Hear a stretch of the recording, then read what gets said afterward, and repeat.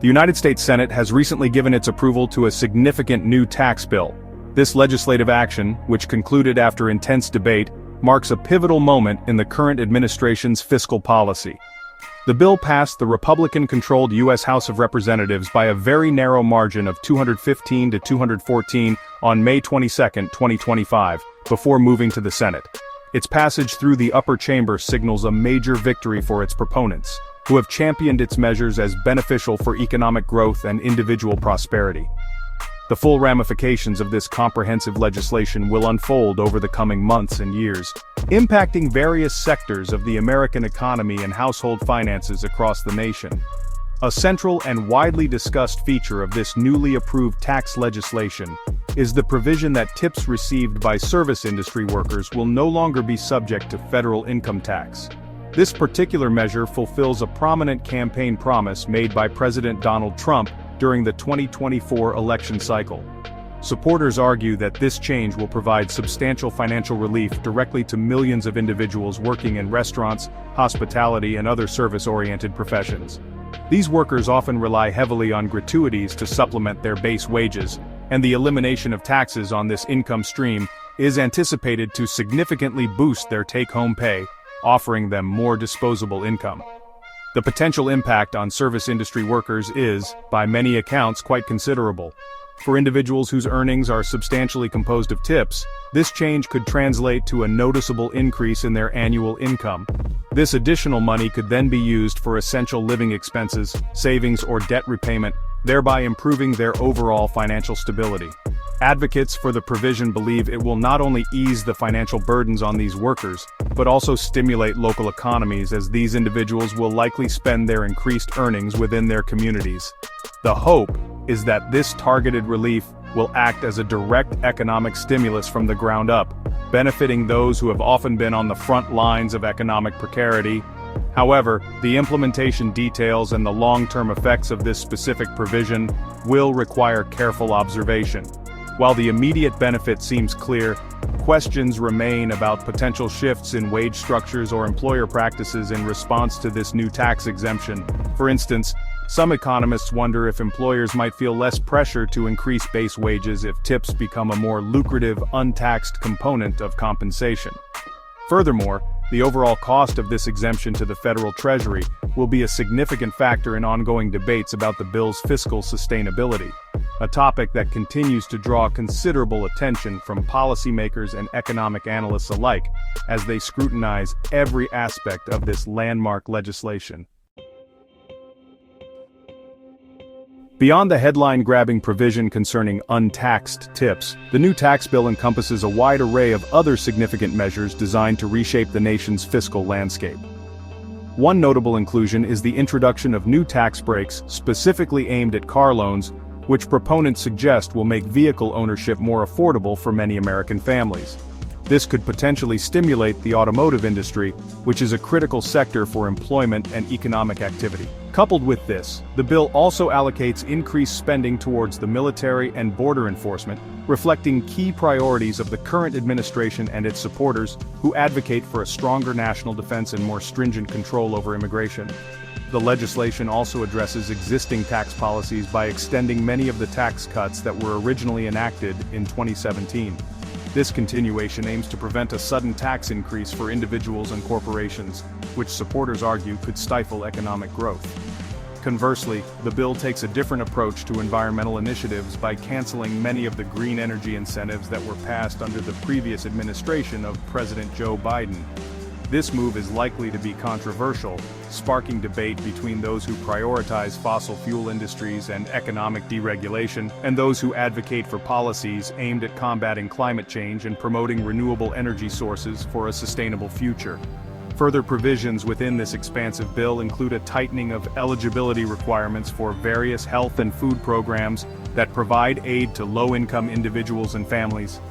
These changes are presented by supporters as necessary reforms to ensure fiscal responsibility and target assistance more effectively, though critics express deep concern about the potential impact on vulnerable populations.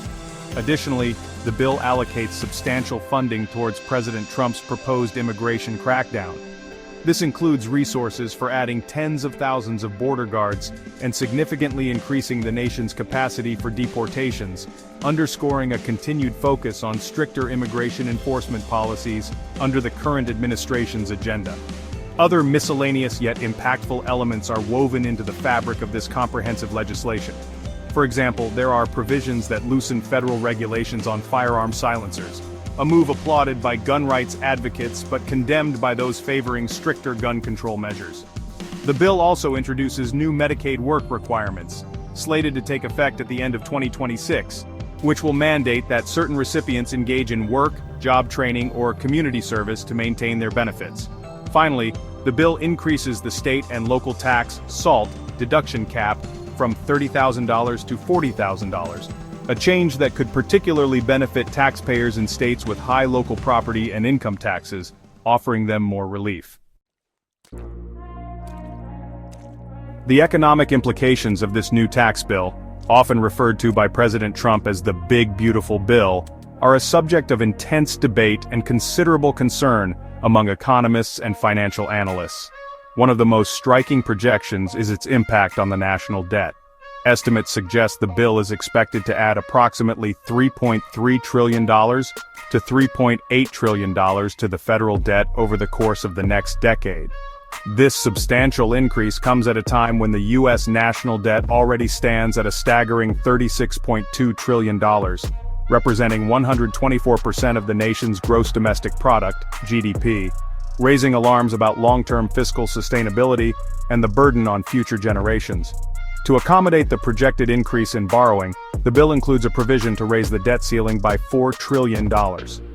This measure is deemed crucial to avoid a potential default on the country's debt obligations, which financial experts warn could occur around August 2025 if the ceiling is not lifted. The prospect of such a default carries severe risks for the U.S. and global economies, potentially triggering a financial crisis.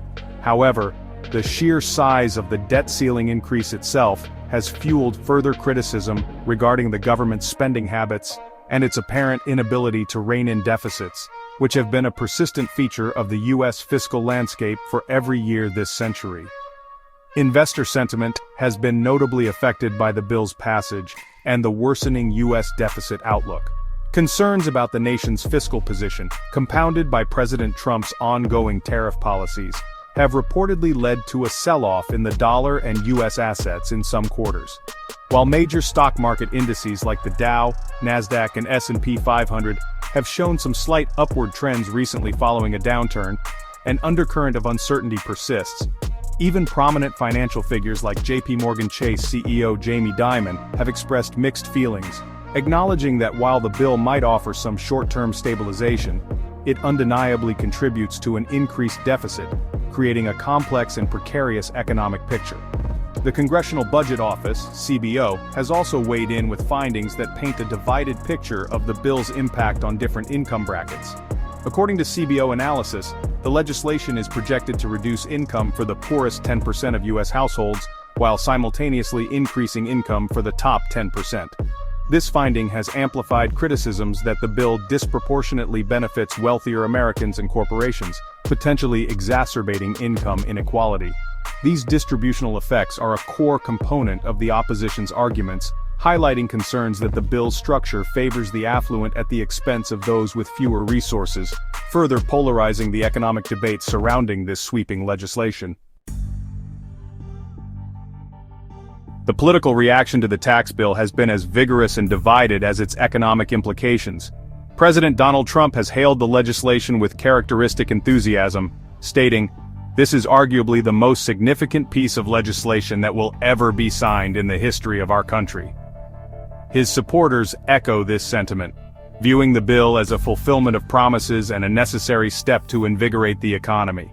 House Speaker Mike Johnson, while acknowledging widespread concerns about the ballooning national debt, argued that the bill represents a significant first step towards addressing these fiscal challenges, framing it as a move in the right direction despite its hefty price tag. However, the bill has faced staunch opposition, particularly from Democrats.